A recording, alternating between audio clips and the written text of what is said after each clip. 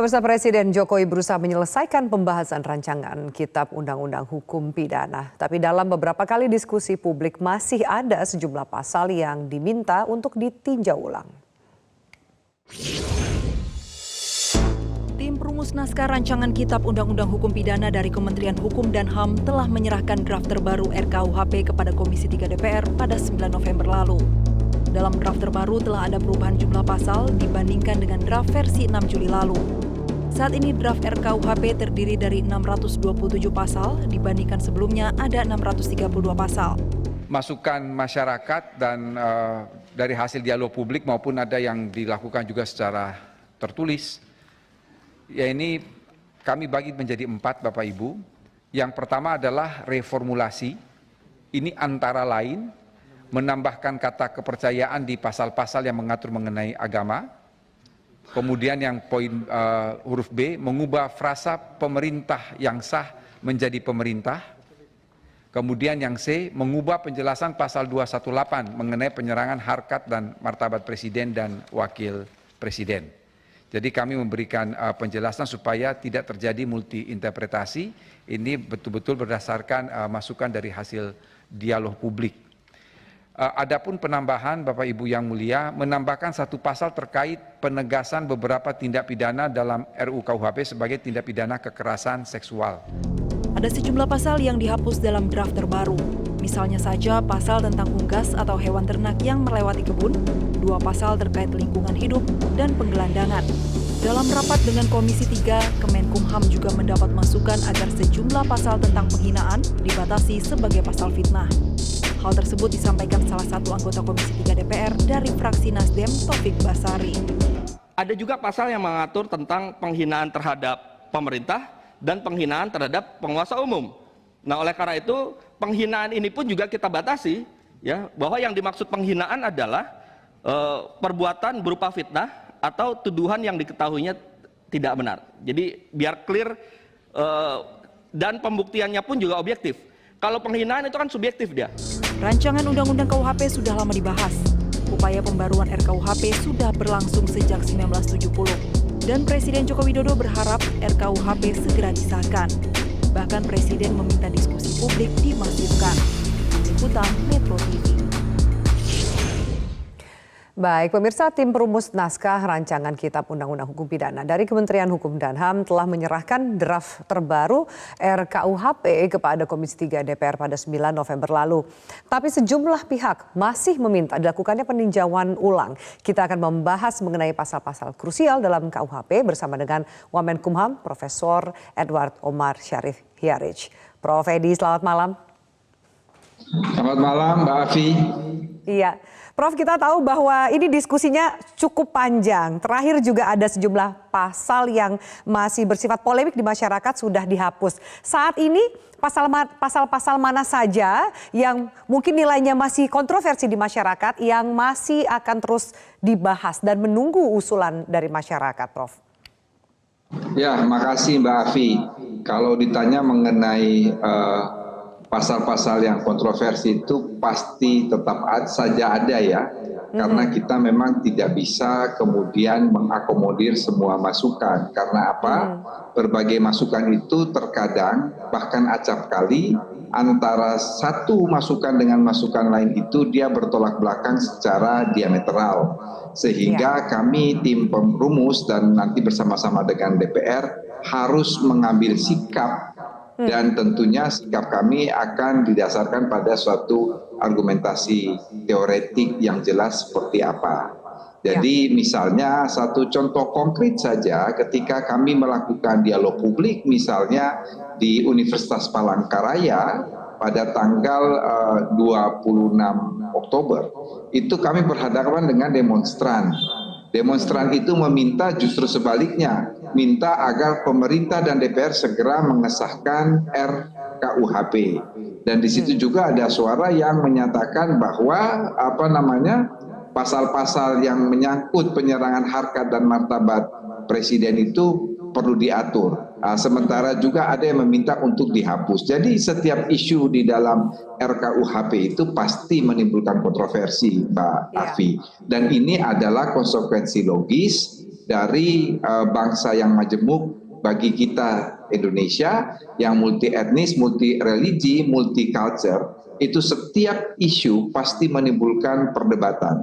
Oleh karena itu yang kami lakukan adalah mencoba mencari win-win solution atau paling tidak jalan tengah, ya, jalan tengah untuk memformulasi pasal dengan baik, paling tidak mengurangi resistensi di masyarakat, dan kita mencoba untuk mengakomodasi berbagai pihak. Namun ketika isu-isu itu berbeda secara diametral dari berbagai kalangan masyarakat, maka pemerintah dan DPR pasti akan mengambil pilihan dan akan disertai dengan argumentasi yang jelas. Kira-kira begitu, Mbak Afi.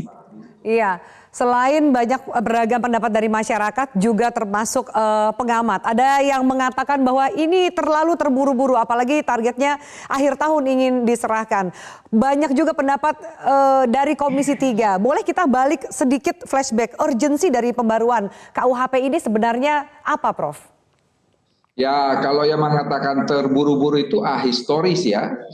Yang mengatakan terburu-buru itu mungkin ketika RKUHP itu pertama kali masuk ke DPR yang bersangkutan belum lahir.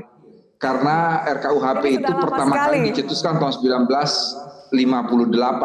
Berarti sudah 64 tahun. Masuk ke DPR itu tahun 1963. Berarti sudah 59 tahun. Jadi bukan terburu-buru. Itu sudah mulai dibahas sejak tahun 1970-an. Saya belum lahir. Dan sampai sekarang ini berdasarkan catatan dari BPHN itu sudah lebih dari 25 kali terjadi perubahan draft. Bahkan RUKUHP ini dalam sejarah Indonesia Merdeka adalah rancangan undang-undang yang paling lama. Jadi tidak ada kata terburu-buru karena ini suatu proses yang bukan seketika muncul dengan tiba-tiba, tetapi suatu proses panjang. Itu yang pertama.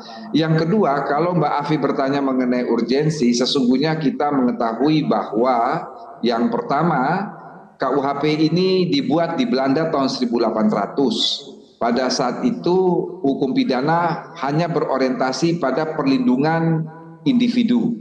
Jadi tidak ada kita berbicara soal perlindungan masyarakat, apalagi perlindungan negara.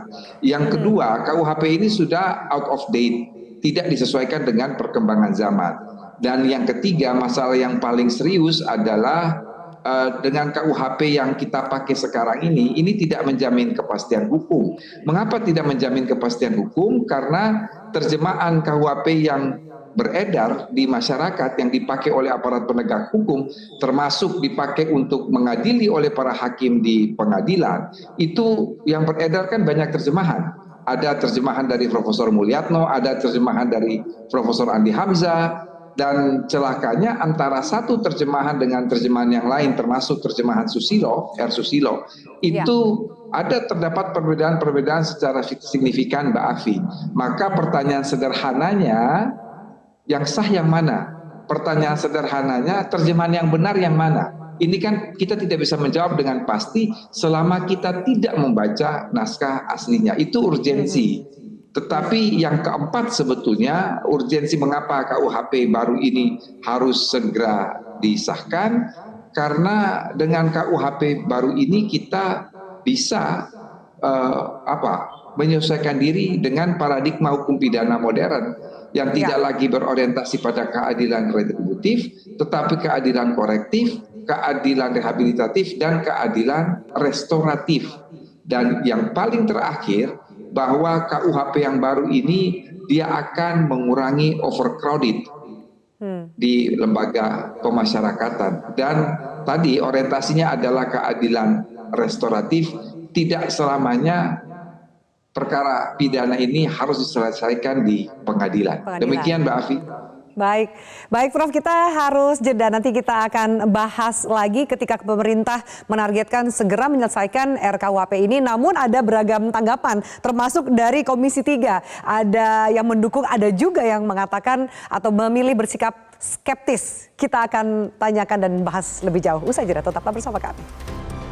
Ya baik, Prof. Edi kita lanjutkan. Ketika pemerintah menargetkan rancangan KUHP ini bisa disahkan di tahun ini sesuai juga statement yang sempat disampaikan oleh Menko Polhukam, kemungkinan besar bisa ditargetkan selesai di akhir Desember. Tapi dari Komisi 3 sendiri ada yang mendukung dan juga ada yang skeptis mengatakan akan sangat sulit untuk mengesahkan ini di akhir tahun ini atau bahkan di periode DPR saat ini. Apa tanggapan Anda dan seperti apa mengklarifikasi soal target terutama dari timeline pengesahan ini? Ya, oke. Jadi setelah saya mendengar apa yang disampaikan oleh sahabat saya, kolega saya, Mas Habibur Rahman dari Partai Gerindra, ya supaya tidak menimbulkan salah penafsiran, saya langsung menelpon beliau. Ternyata kalau kita membaca itu semacam suatu sindiran, ya sindiran.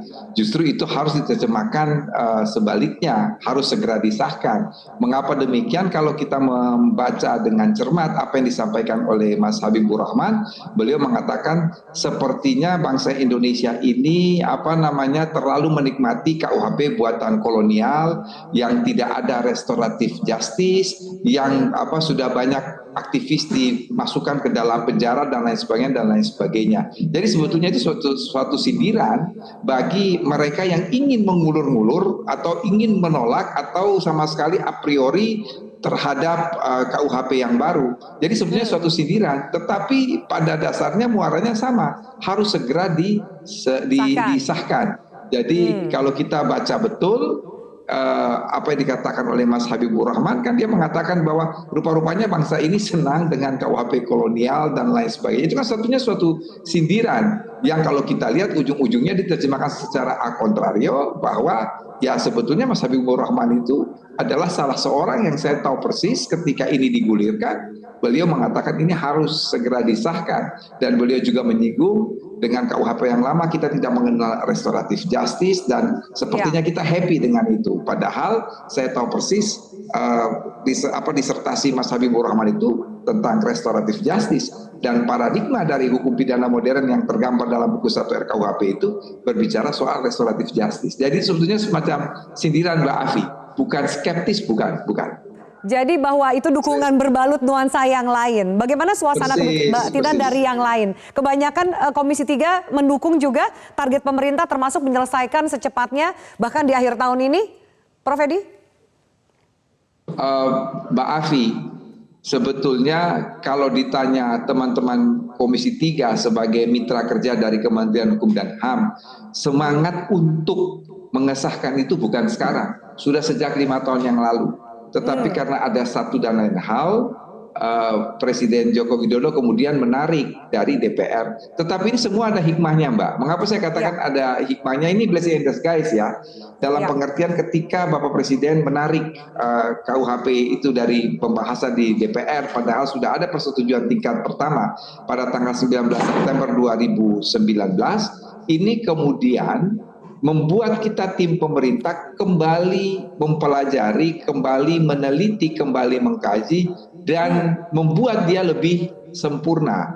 Tentunya ketika pada tanggal 2 Agustus 2022 dalam satu rapat terbatas, Bapak Presiden sebetulnya bukan persoalan pada substansi, tetapi beliau lebih pada mendengar aspirasi publik. Oleh karena itu ada 9 kementerian dan lembaga yang diminta untuk melakukan dialog publik dengan masyarakat terkait hal-hal yang diatur di dalam RKUHP itu tidak lain dan tidak bukan untuk menyempurnakan draft yang ada.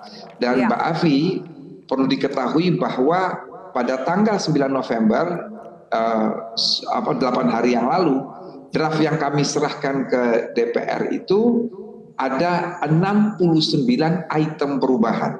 69 item perubahan itu kami paparkan dalam bentuk matriks. Jadi ada versi 6 Juli 2022, ada versi 9 November 2022 dan ada keterangan.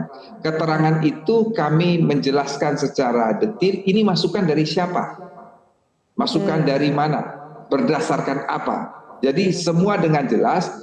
Ini semata-mata kami melaksanakan perintah dari Bapak Presiden untuk kemudian ini didialogkan dengan masyarakat, dan ini sangat berharga berbagai masukan tersebut, Mbak Afi, sehingga kita sampai pada 5 pembaharuan konsep yang mutakhir ini, yaitu ada pasal yang dihapus, ada pasal yang kemudian direformulasi, kemudian ada reposisi, kemudian ada tambahan pada penjelasan, dan ada juga pasal baru.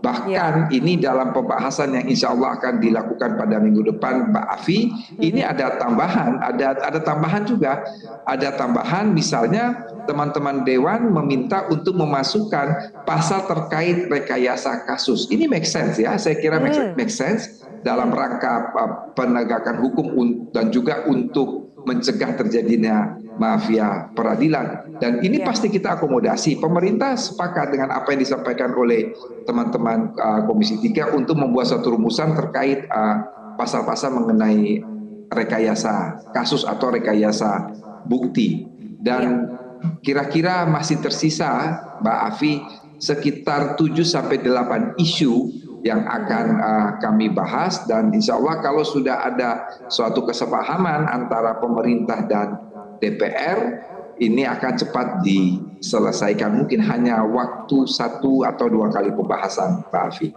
Iya, Prof. Edi, menyambung tadi penjelasan dari Prof. Edi mengatakan Presiden meminta diskusi publik ini dimasifkan, termasuk juga menyaring aspirasi dan juga sosialisasi. Apakah masih ada ruang untuk masyarakat mengawal dan memberikan masukan atau aspirasi mereka, dan lewat kanal mana?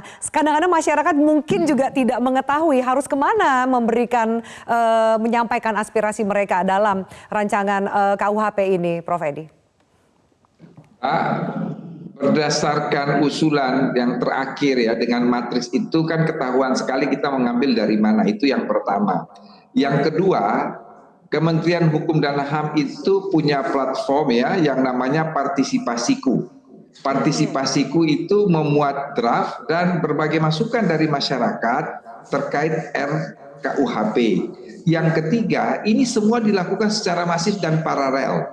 Mengapa saya katakan demikian? Pada saat yang bersamaan, Mbak Afi, teman-teman Komisi 3 juga selalu melakukan rapat dengar pendapat umum dengan masyarakat. Sudah dilakukan dengan Dewan Pers, juga sudah dilakukan dengan Ikatan Dokter Indonesia. Bahkan yang terakhir kemarin pada hari Senin tanggal 14, Komisi 3 mengundang teman-teman dari koalisi masyarakat sipil, antara lain ICGR, yang juga memberikan masukan yang sangat konstruktif. Boleh saya katakan bahwa selama ini teman-teman ICGR cukup memainkan peranan yang penting dalam menjebatani antara pemerintah, DPR, dan masyarakat. Dan kalau kita lihat draft terakhir yang disampaikan oleh pemerintah, 69 item perubahan, itu sebagian besar itu dari teman-teman ICGR yang merupakan bagian dari koalisi masyarakat sipil. Terima kasih, Mbak Afi. Baik, Prof. Edi, masih ada satu segmen lagi akan kita bahas lebih lanjut usai jeda. Jika ada perubahan atau pihak yang kurang menyetujui, masih ada jalur MK. Namun seperti memang semua pihak harus berhati-hati agar tidak ada satupun pasal yang menyisakan masalah. Kita akan bahas usai jeda, tetaplah bersama kami. Baik, pemirsa, kita lanjutkan, Prof. Edi. Kita lanjutkan diskusi kita di segmen terakhir ini. Kita seperti pertanyaan saya sebelum jeda, jika ada pihak yang tidak puas atau menginginkan perubahan ketika pengesahan, ada jalur MK yang bisa ditempuh. Namun dengan catatan semua pihak memang harus berhati-hati supaya tidak ada satupun pasal yang menyisakan masalah. Apa tanggapan dari Anda? Mbak Afi, kita tidak akan mungkin menyusun KUHP yang sempurna, tidak mungkin. Pasti sebaik apapun akan ada celah. Serapi apapun yang kita lakukan pasti membuka peluang untuk kemudian bagi masyarakat yang tidak puas. Tetapi yang ingin saya katakan bahwa kami, pemerintah dan DPR, dalam memformulasikan setiap kalimat dalam KUHP mempunyai dasar argumentasi yang amat sangat kuat dan bisa kami pertanggungjawabkan baik secara teoretik maupun secara doktrin. Itu yang pertama yang ingin kami sampaikan. Yang kedua, saya kira bahwa ketika kita tidak puas dengan rumusan suatu pasal dan itu menyangkut individu atau masyarakat, maka bisa menggunakan hak konstitusionalnya untuk melakukan uji material kepada Mahkamah Konstitusi. Mengapa? Karena saya kira Mahkamah Konstitusi itu sebagai penjaga konstitusi akan menilai apakah rumusan suatu pasal dalam undang-undang bertentangan atau tidak dengan undang-undang dasar. Tetapi yang ingin saya katakan bahwa sampai detik ini, Mbak Afi, kami masih terus mendengar masukan dari masyarakat. Dan mulai hari ini, tim ahli itu melakukan konseling sampai dengan minggu depan. Jadi kurang lebih selama seminggu kita melakukan konseling untuk menerima berbagai masukan. Termasuk terakhir kemarin pada rapat dengan Komisi 3 DPR, ada masukan dari Mas Taufik Basari Nasdem, ada dari Pak Supriyansah Golkar, ada dari Pak Hinca Panjaitan Demokrat, ada juga dari Pak Arsul Sani P3, ada juga Pak Nurdin dari PDIP, itu memberikan beberapa masukan yang cukup konstruktif dan kami kira itu menjadi dasar pertimbangan yang sangat kami perhatikan untuk melakukan penyempurnaan, termasuk masukan-masukan dari masyarakat yang sampai detik ini masih ada. Dan kami kira selama kita belum ketok, ya itu adalah subject to discuss. Tetapi kiranya ini tidak akan menghambat untuk kita melakukan pengesahan sesegera mungkin. Dan satu hal juga yang harus diketahui publik, bahwa selain masukan dari publik, Mbak Afi, KUHP ini telah dibaca oleh 4 orang proofreader yang mereka sama sekali tidak terlibat di dalam penyusunan RKUHP. Kami mencoba menyerahkan ini supaya secara objektif bagaimana mereka menilai draft ini. Dan ternyata kami juga mendapat masukan yang cukup berarti dan sangat banyak dari teman-teman proofreader yang mencoba membaca KUHP dari bab 1 sampai dengan penjelasan pasal demi pasal. Ini semua kita tuangkan dalam matriks yang sudah kita serahkan kepada teman-teman Dewan. Demikian Mbak Afi. Ya, Prof. Edi, mendengar penjelasan dari Prof. Edi, apa kemudian bisa kita sampaikan optimis bahwa rencana pengesahan bisa dilakukan di akhir tahun ini, Prof. Edi? Ya, kita hidup ini kan harus optimis, Mbak. Tidak boleh pesimis. Kita harus optimis bahwa ini insya Allah akan disahkan, apalagi melihat suasana kebatinan dari teman-teman Dewan. Kami juga melakukan diskusi intensif, baik secara sendiri-sendiri maupun secara bersama-sama dengan teman-teman LSM yang juga menyuarakan mengenai pembaharuan hukum pidana. Jadi kami rasa tidak ada aral melintang untuk ini tidak disahkan dalam waktu sesegera mungkin, karena toh satu hal yang harus dipahami oleh publik, Mbak Afi, bahwa begitu KUHP ini disahkan, ini tidak serta-merta langsung berlaku, Mbak. Ada suatu jangka waktu penyesuaian, jangka waktu transisi yang dalam draft kita itu 2 tahun. Tetapi kemarin ada usulan yang sangat baik dari Pak Wayan dari PDIP, untuk waktu 2 tahun itu terlalu singkat.